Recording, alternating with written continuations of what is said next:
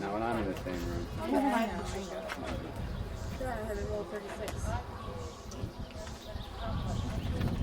It's true though, you have like 2 rolls of 36, it's like having 3 rolls of 25. That has to be real. It is. Price Club. I have a big Price Club app. I am too. I love seafood. You've never been to Price Club? I've been there, but you won't get a. I know all the money will save. It took a while to get through your phone. You know, to buy something. See, Price Club kills you because they got the I work for only shops and Trader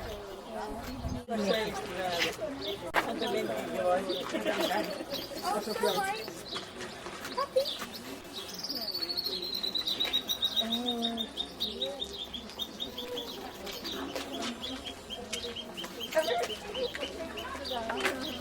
So precious.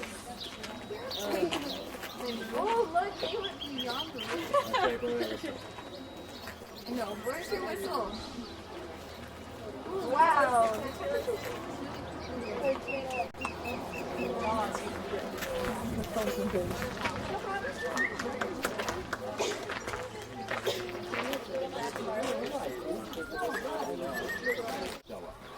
And it's basically a portrait. You'll see several more over the next few days. With the columns on it. The Athenians built that after they won the battles against the Persians.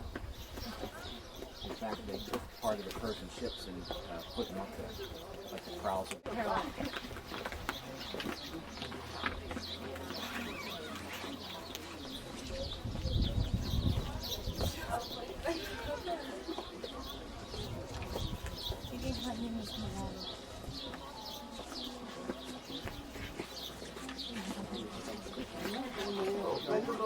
Yeah,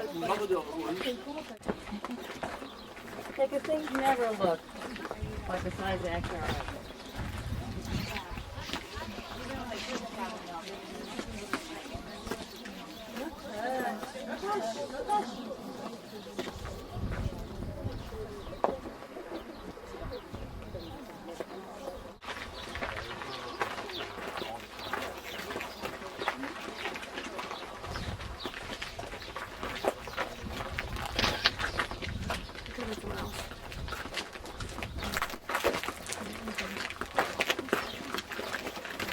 This collection of books over here, plus the Roman.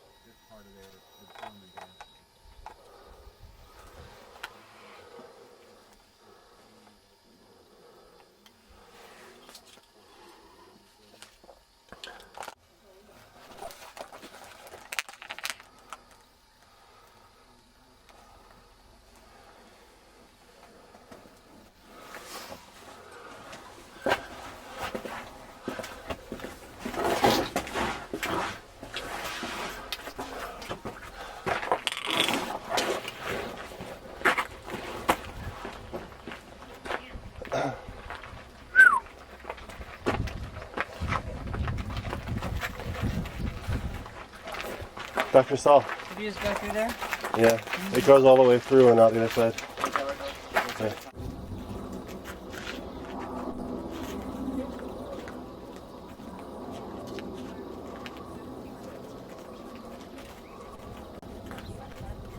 We'll probably save it back again for you. You saw his mouth moving, but you couldn't hear. No, I went to every class. The only thing I announced before class is stuff about the trip. No, I know. Class time, or if somebody's trying to sell something or get people to do a survey. You know, something. Those surveys are so Yeah, because I always annoying. got them at the last minute. Oh, really? I had it in my You don't bag mean for like the weeks. course survey. You mean the ones they gave out in class Yeah, or whatever it for was. some stupid thing. Conditions for the introduction of intoxicating vapors were present at Delphi, along with a geological setting that could concentrate them at the intersection of two major faults. And there's a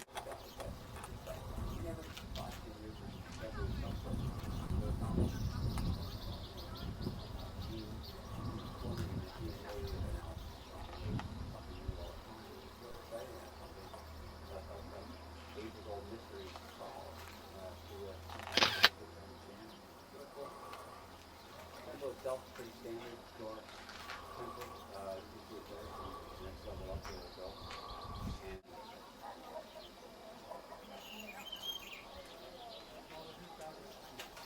And in the temple, in the museum, is the chariot Peter of Delphi. He was found up in the hills a little bit to the left there. Although it would have held, what, 5,000 people or so. But these were, like I say, artistic contests. They were held every 4 years. We have some description of some of them. For instance, one of the contests was to play for lack of better, play this and create a myth. That is to describe a myth with your music. And this one fellow named Sakadas of Argos played the description of Apollo. This apparently was a historic performance, but of course we have no other record of it. We don't have the recording.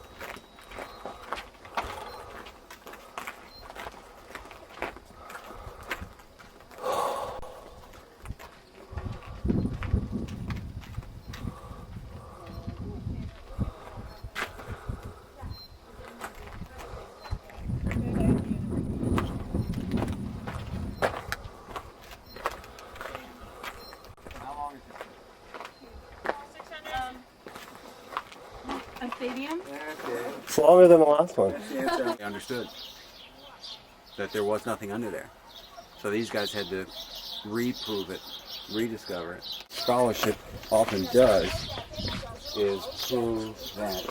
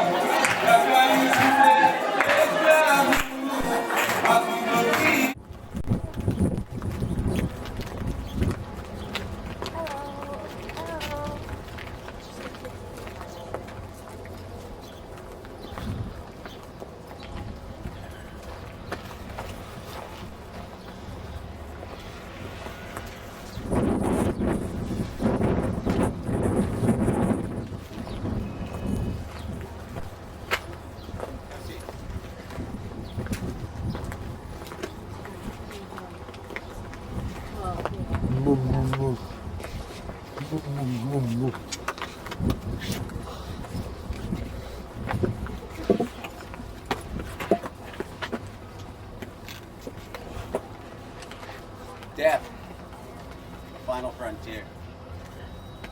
Every culture has to deal with death one way or the other. And in our culture, we generally believe that life begins and ends. Of course, depending on what church you belong to and or how important things like abortion and such are to you and your family and your teachings, it's hard to say exactly when life begins, and the other end of life is, if somebody attached to a test tube to a breathing apparatus for 20 years, it's hard to say sometimes when life ends. But we do believe that life begins and life ends. In the Bronze Age, they didn't necessarily believe that in the same way that we do. They believed that everything in life was cyclical. Seasons come around, crops grow and die, people come and go. The sun and the moon come and go. The moon goes through its phases, the sun comes up every day and goes down every night. And in applying that to their religious element, there was a kind of satisfaction in knowing that when somebody died, because there's two things in life to deal with in terms of death. One is the fear of your own death. I mean, you all know, I don't think I'm telling you anything you don't know, you all know that you're going to die sometime.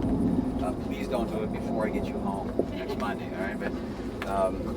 But you all know you're going to die, but it's not something that consumes every moment of every day, otherwise you'd be in a loony bin. The other thing that we have to deal with death is the loss of somebody that we love, or know, because they were there and now they're gone. And, you've all experienced this one way or another, and it's one of the more difficult things in life to deal with. In antiquity, the way they dealt with this, because everybody has to, is this belief that maybe there was a kind of cyclical pattern to all of this, that after you died, you came back at some point. Not that you necessarily went to some paradise the way that we tend to believe. That's still kind of linear thinking. You're born, you die, and then you go to heaven. But in this case, you're born, you die, and then you're born and you die, and you're born and you die, and it keeps on going in a cyclical pattern. The prototype, the model for this, of course, is the Earth, the world, the universe. Again, the planets, the seasons, the crops, and even your animals and children and your elderly parents, grandparents, and such. This site of Eleusis is founded on the principle that what dies comes around again. And the way they describe that in terms of divinities is there's a daughter goddess. The mother goddess is Demeter, the goddess of agriculture, and the daughter goddess Persephone is her virgin counterpart, or virgin duality, but she dies, and she's raped, stolen that is, by Hades, the god of the underworld, and taken down to the land of the dead, and she spends some time down there every year, and then she comes back. And the idea is, again, death and resurrection. Something that's very basic to religion. Those of you who are Christian, it's the most basic concept in Christianity, really, at least originally, the idea of Christ's resurrection. And it's not unique to Christianity. In fact, it was very common in ancient religions to believe that semi-divine or divine characters died and then were resurrected, and so on. So that's the importance of this spot in terms of religion. It became a very holy spot early on in antiquity, in the late Bronze Age, into the Dark Ages, the geometric period, and so much so that the Athenians in Athens, despite that traffic-ridden ride that we just took, it took an hour, is only 12 kilometers away from here, 7 miles, that's all. And the Athenians marched down here and they conquered Eleusis, so that they could say that Eleusis was part of Athens. And there was a major festival every 4 years, a minor festival every year, but a major festival every 4 years, which involved a procession up to Athens and back to Athens, eating sacred foods like barley and honey, barley and honey, and washing pigs, baby pigs. You've got a baby pig and you took it into the ocean and you washed it off and purified it, sacrificed it, and so on. And then finally on the 9th day, there was this tremendous ceremony in the Telesterion, in the big building inside here that we'll go see in a minute. This event was not part of the state religion. It was not the worship of Zeus and Athena and such. It was the worship of Demeter, but it was not really state-sponsored. It was more private here at Eleusis. Consequently, this kind of worship, ritual, religion is called a mystery. And the mystery is literally a mystery. The word mystery comes from the Greek word mus, which means keep your mouth shut. It means to go, mum is the word we have in English. Well, mystery in Greek means something you don't tell about. It's secret. Those of you, one of you, in a Greek house, there's secret words, secret handshakes, secret things that you have, and you don't tell them to anybody. And that was the case with these mystery religions, why they're called mystery religions. There were many of them in antiquity. This was one of the most famous, certainly the most famous in Greece, probably the most famous in Greece and Rome. Cicero came here, Nero came here, Hadrian came here, and were inducted into the Eleusinian Mysteries. And ultimately, one mystery religion, what they considered to be a mystery religion, Christianity, conquered all of them, because Christianity, in fact, was the opposite of a mystery religion. Christianity, as it still is today, is a proselytizing religion, a religion where you're supposed to spread the word and invite your neighbor to believe in Christ, and the church grew very rapidly in the first couple centuries AD, and ultimately took over this whole religious system that we've been talking about for 2 weeks. Eleusis itself, as I say, was very important, and I'm going to walk you through it quickly. There's not that much to see here, but what is here is definitely worth seeing. When you go into a sanctuary, the first thing you encounter is a propylon. I've got a plan of it here for you. So you walk through this greater propylon, and this, you have to imagine tall Roman columns. This place was used for worship all the way back in the late Bronze Age and continues well into Roman times. So let's step up here and take a look.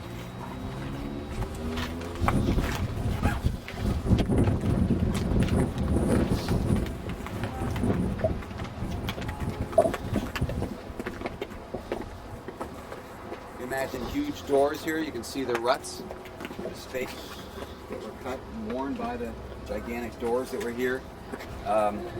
Huge Roman columns, a lot of space here. Now we're way beyond the period of frescoes on the walls, because the Romans didn't do that like the Mycenaeans and the Minoans did. But huge marble entranceway here, and the place was so.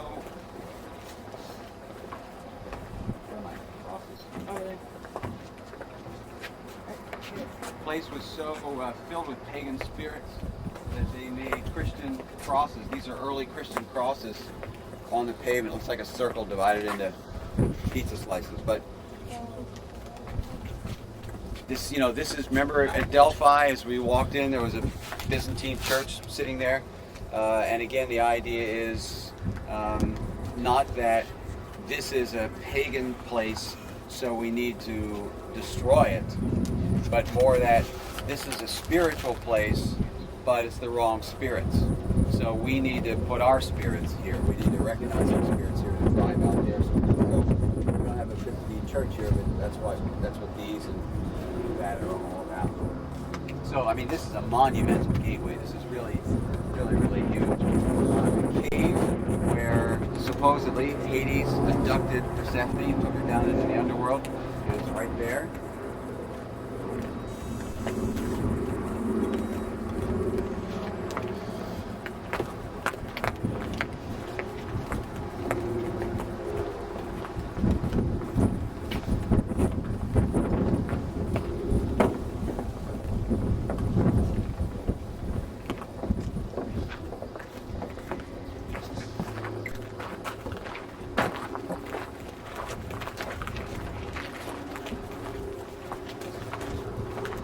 have to imagine yourself as initiate in this religion. You know, I mean, we're just students looking at an archaeological site, of which, you know, there's no roofs left on the buildings and so on, but just imagine something that you anticipated for a number of years, becoming an initiate in the Eleusinian mysteries, and you've, you know, done the procession, you've washed your pig, you've eaten the magic food, and this is a very holy experience, something that only a select number of people get to do. I mean, you're Joe Schmo, you know, you're somebody's slave. You don't get to enter into the Eleusinian mysteries. You've got to be a free person. You've got to be a fairly wealthy person. You got to have the time and the money to do it, and educated enough to understand what was happening to you. It's a very special occasion that you're going through. So walking even some of the architectural fragments have talks on it.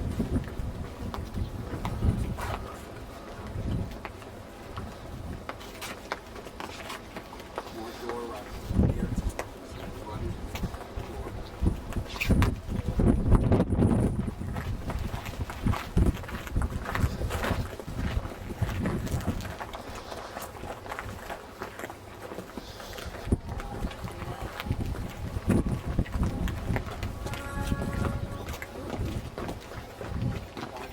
Officials of Eleusis will be sitting up here as you're proceeding in.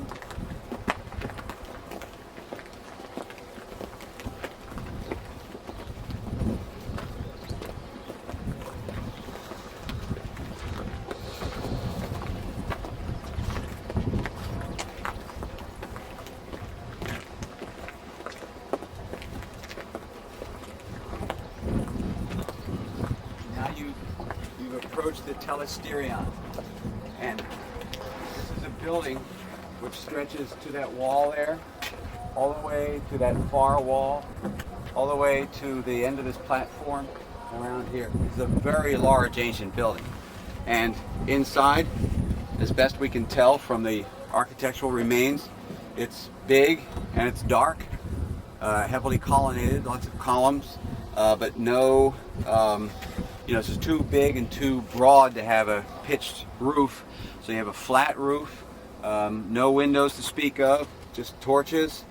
And around the sides here, you estimate you could probably fit several thousand people, you know, butt to butt.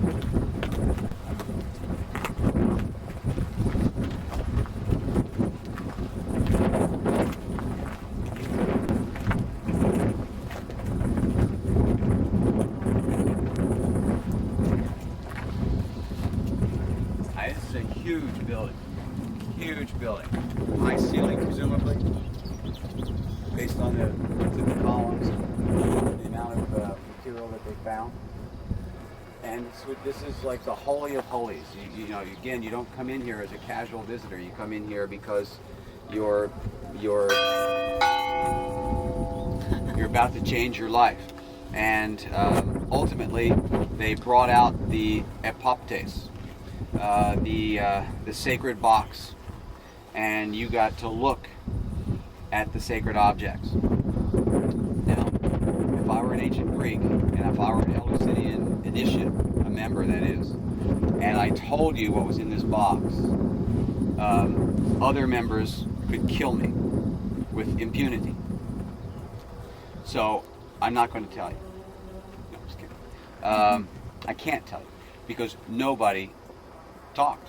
Nobody said what was in there. The only evidence we have, actually the kind of collected evidence we have, is from Christian writers who of course had a lot of axes to grind with the people of Eleusis and describe a lot of the things about it. But in terms of what was in that box, we do not know.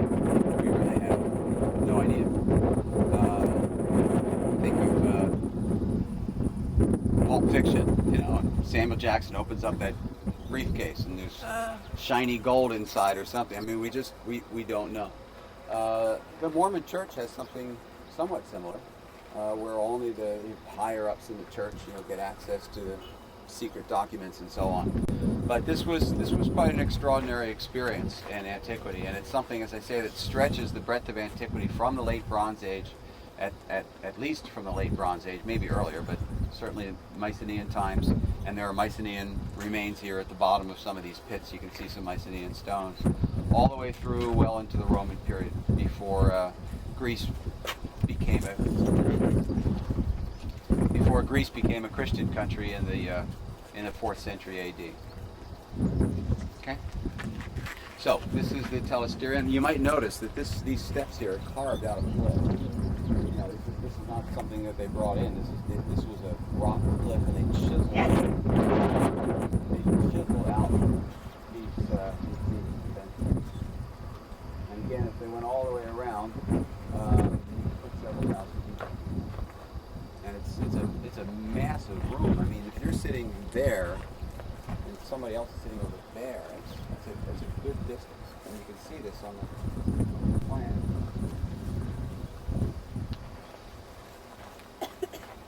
I mean, diagonally.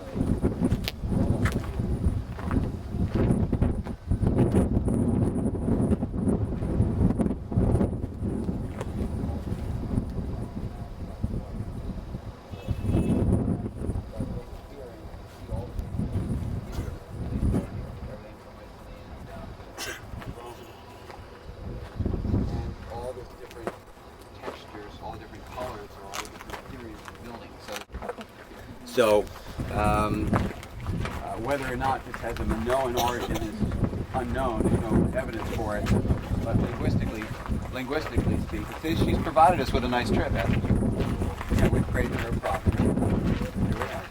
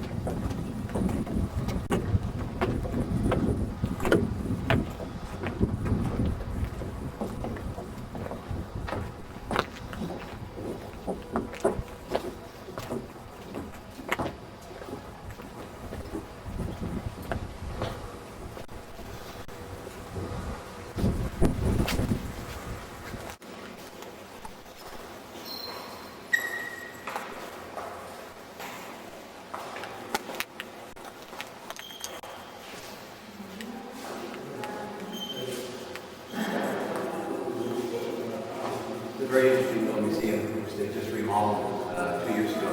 Nice colors on the walls. It's not as foreboding and just sort of cement ridden as the older museums. There's a nice little description of the cult buildings that you can read at your leisure. Let me just point out a few things to take 10 minutes to look at some, so you can look on your own. The Athenians in the Bronze Age, although they lived up in the Acropolis in the Mycenaean period, did not have a great army, did not have a massive flourishing economy like Mycenae, Tyrannus, Thebes, and all the other Bronze Age sites. So it's a small hill town. And after the collapse of the Bronze Age, the Athenians consequently didn't suffer very much, although their population was decimated. They didn't flee. Mycenae didn't, collapse. Tyrannus was abandoned, and so on.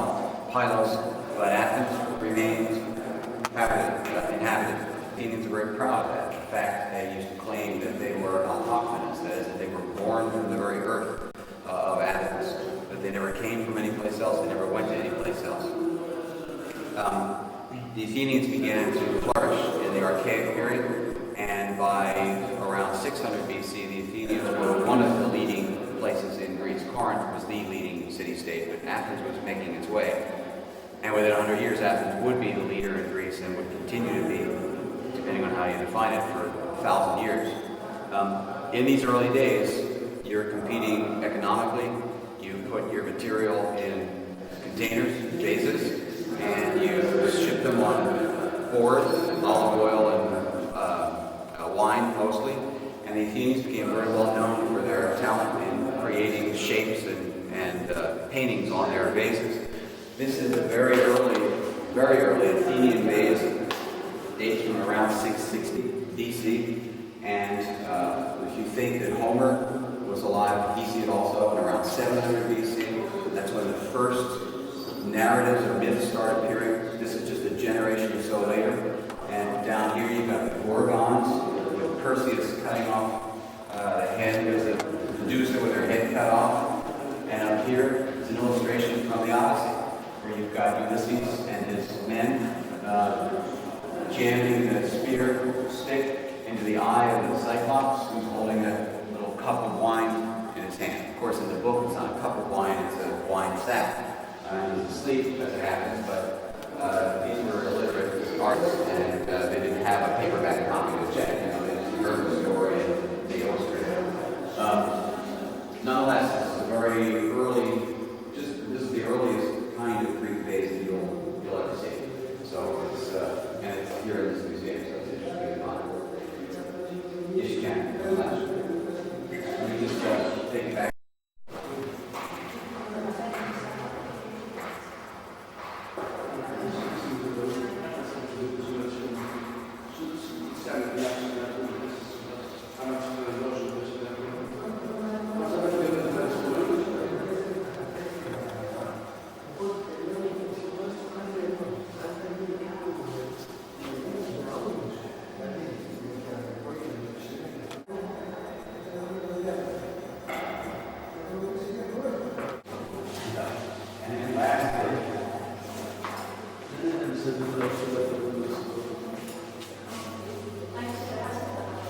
Demeter, when I talk about death, this is another aspect of death.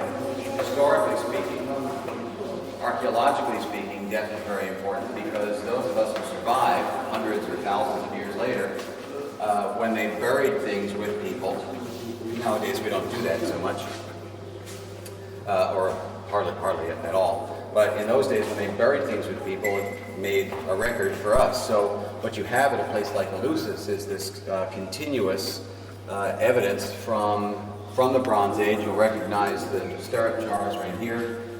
Other Mycenaean figurines that I haven't talked about are these little divinities or spirits that are what we call phi shaped, like the Greek letter phi, a circle with a line through it, like the three on the left, or C shaped, the Greek letter that looks like a U with a line through it, and those are the two on the right. So some pretty typical Mycenaean grave goods, and it continues through Bronze Age material, but here's into the geometric period. You can see the geometric designs, and well into the Archaic, or for those of you who know, this is called the Orientalizing period, where you, just like in the Middle East, you put these big monsters on the belly of the vase, and then into the classical, archaic and classical period, where you have both black figure paintings, where you take the orange clay and paint black figures on it, or red figure, where you paint the background with figures standing out and draw detail. So wonderful collection of things on the left here. It's really beautiful, really nice possible. Burial urns, of course, and water here.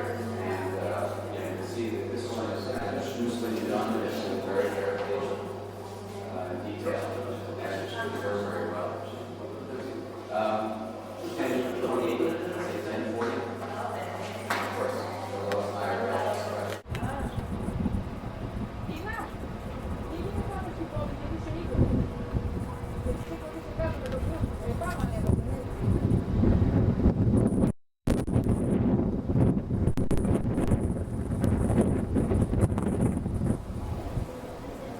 Or for that matter, if you come from the south, unless you come by ship, you still have to come this way through Corinth and so on, and you end up at the walls of Athens.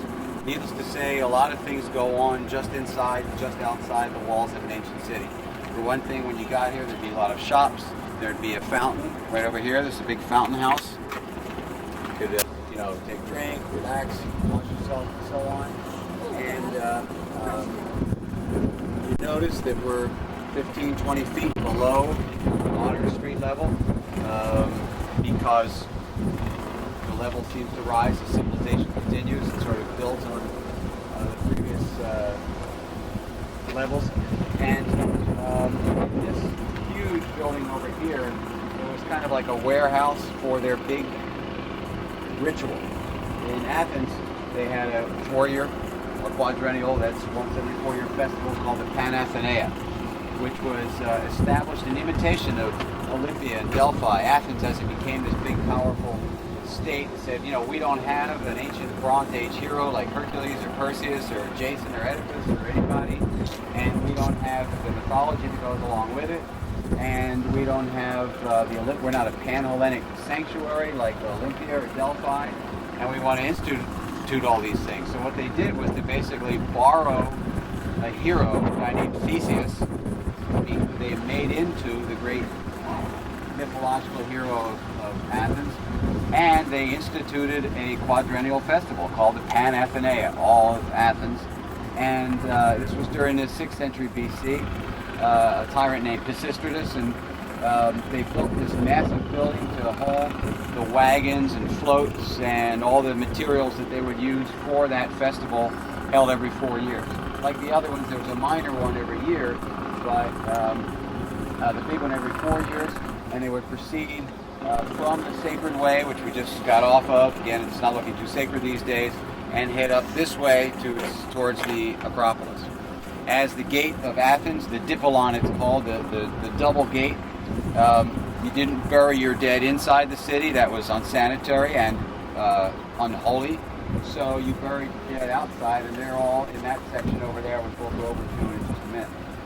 Walls of the city, of course, defended the city, kept people inside, kept the enemy outside in times of siege, and Athens was attacked several times in antiquity, once by the Romans in around 70 or so BC. Sulla, the Roman dictator and general, came here and he flung catapults.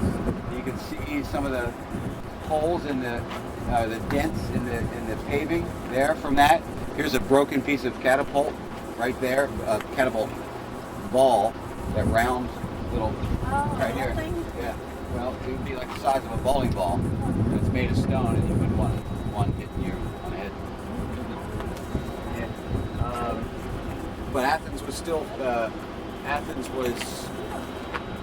Well, they were kind of going with the rebels. There was a guy in the east in Turkey who was rebelling against the Romans, amassing an army and trying to get allies, and the Athenians always wanted to be freed of the Romans, so they sided with him, and to teach the Athenians a lesson, Sulla came in here and trashed the city. Usually there's a big box turtle that greets us here, but they've cut these weeds here, so we must have moved it. So, The palm tree doesn't go. My hair blowing in my picture. well, you could go 20 steps back. Yeah.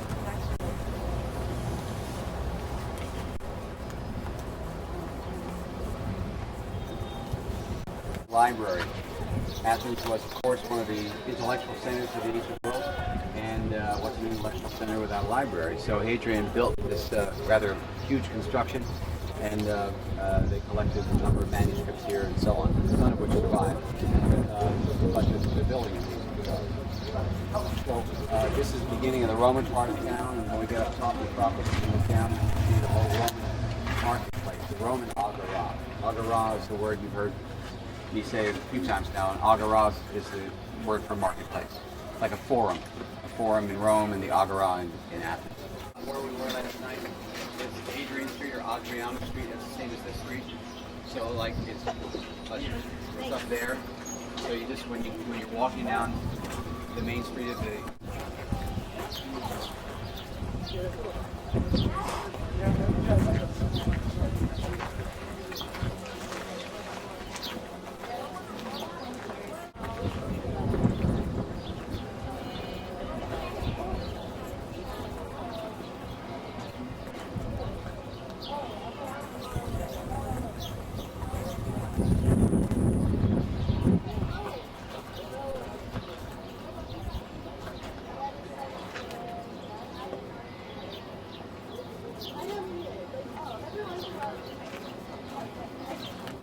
for special occasions, temples and such, but people lived and worked around here. The democracy was mostly in this part of the Agora, over this quarter. We'll take a walk up there. The area that we've just been walking in, especially with all the shops, and not retail shops, but all the metal workers and so on, that was over here. In fact, this is the temple of Hephaestus, who was the god of metallurgy and other labors there. So that's all basically where we were walking. And then you had what you would call shops or malls, stoas. We saw one in up at Delphi under the temple, and we saw one at the we were sitting on one at the Argive Horion, but there are these long porches, this in here, the South Stoa, and then the so-called Stoa of Attalus, donated by a rich king in Asia Minor, and it's been completely reconstructed over there. There's a museum inside on the bottom floor, and we'll go in there. It's rather extraordinary, as you'll see. Not the museum, although that's got some neat things in it, but just the building itself, as you'll see. So we're going to take kind of a quick loop, go down here to the altar of the 12 gods, and up to the temple of Hephaestus, and past the area where Socrates used to hang out at the cobbler's shop of Simon the cobbler's shop. You can ignore this. This is a Roman theater, although you see some remains of it, these large statues here. It's from a Roman, what they call an Odeon, or an indoor theater. Hey, who cares about that? Yeah, it's Roman shit. And then we'll go over to the Stoa, and then exit here to the north and go up towards the Acropolis. So let's head down to the altar of the 12 gods.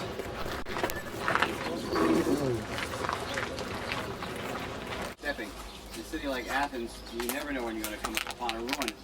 The subway that some of you might ride tomorrow, back from the museum, is it took them so long to build it because every time they went 2 feet, they hit another ancient grave or house or foundations or what have you. They built a train here in the around the turn of the century, and they just cut right through what at the time they didn't realize was still part of the ancient marketplace. I mean, they knew that this part was, but they didn't know that this part was. And in fact, they just found a very famous part of it, the Stoa Poikile, the painted Stoa, where Zeno used to hang out, the philosopher Zeno. And Zeno was called, well, his philosophy was called the Stoic philosophy. Originally because he used to hang out at this particular Stoa. So when you say that somebody's Stoic, that's what the word comes from, and that's on the other side of the tracks. This was the center of Athens. This was the altar of the 12 gods. And those of you who took mythology, for me, or really read almost any book of mythology, you study the same 12 Olympian gods, and it's the Athenians who worship these 12 Olympian gods. If you went down to Sparta, or up to Thebes, or over to Corinth, they worship 10 gods, or a different list of 12 gods. I mean, many of which are the same. Jupiter, Zeus, is always important, but Athena is important for the people of Athens. After all, Athens means the people of Athena. This is Athens territory, but the people of Sparta did not recognize Athena as an important goddess, and they worshipped Kronos and Rhea, Zeus's parents, instead. So the 12 Olympian gods that Western civilization studies, that the Renaissance painters knew of, and so on, that all originates right here. And this was the center of town. All distances were measured from here, and what have you. In antiquity, you would be able to see through here. Well, there'd be a whole string of buildings through here, but it wouldn't be like in the middle of the train tracks and underneath the tree and so on. It's kind of picturesque, but it's kind of lost its significance. Anybody know what kind of plant this is over here? Pumpkin? No. Watermelon? It's called a acanthus. Acanthus. And the 3 types of ancient architecture, 3 orders. You have the Ionic, which is the columns that have the little round things up top, and you have Doric, which we saw at the Temple of Hera at Olympia, which has the kind of flat mushroom sort of things on top. And then you have the later style, which is called Corinthian. And Corinthian has leaves around the capital, and it's acanthus leaves that they built. They used to have a display up here along the way of a Corinthian capital and an acanthus tree, but the acanthus tree often seems dead. It seems to do better over here, so just thought I'd point this out before we left. Okay, now we go, well, from right here, right where that man is walking, right behind him, there are two omphaloi. Oh yeah. Two omphaloi, and whenever you see omphalos, it's a temple of Apollo. Right? I mean, it used to be associated with the earth goddess, but it becomes associated with Apollo because the worship of Apollo was over. So there's a temple of Apollo. We'll walk past.